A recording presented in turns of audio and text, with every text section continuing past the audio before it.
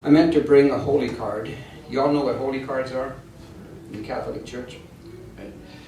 There was a man who went from house to house every single week selling holy cards and other kinds of religious stuff. And he was an amazing man. The Holy Card Man. The Holy Card Man came to our house every Saturday to show us saints, rosaries, medals, and candles. His holy cards were so pretty, good to hold when praying. He told stories for each card about St. Francis and birds, about St. Ignatius and cannons, about St. Isaac Jogues and fingernails being pulled, and the other St. Francis going to China.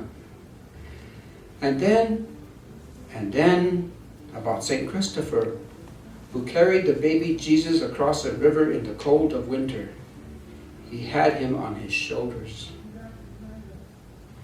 It was my favorite holy card story. He said we should emulate the saints. So I asked my dad what emulate meant.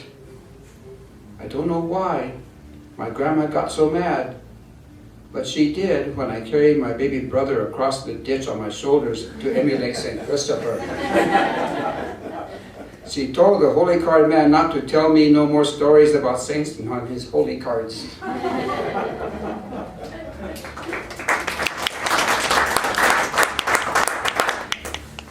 El Hielero, the Iceman.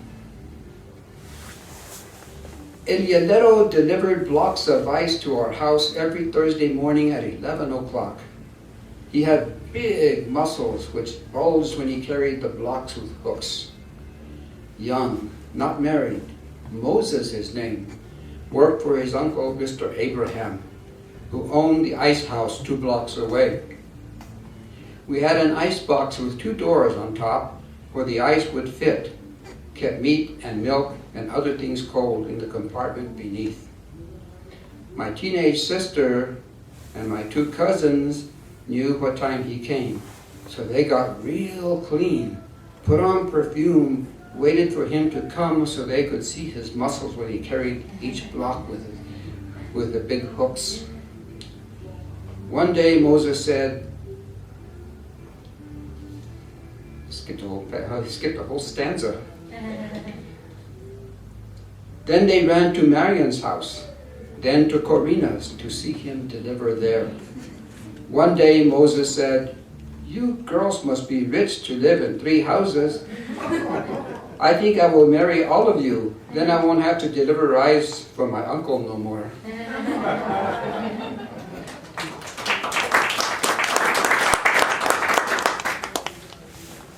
How many of you remember the Encyclopedia Man?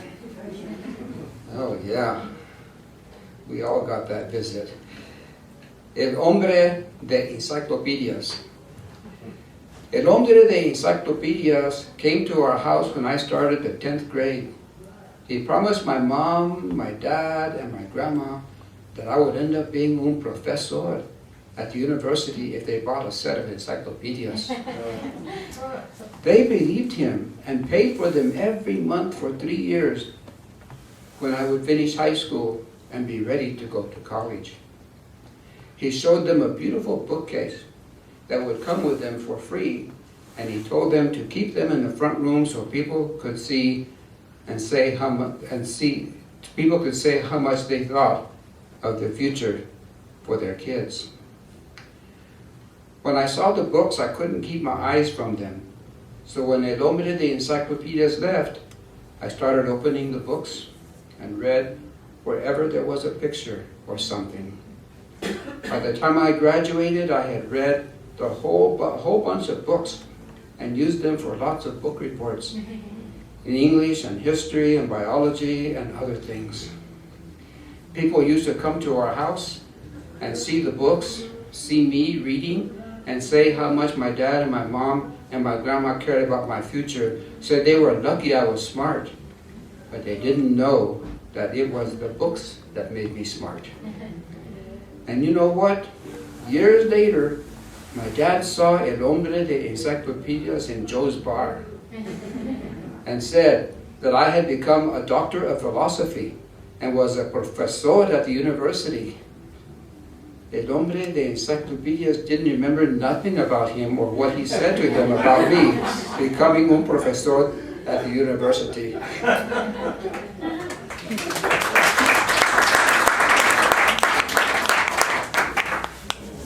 Basura economics. Basura, trash. That's what that means, that word basura.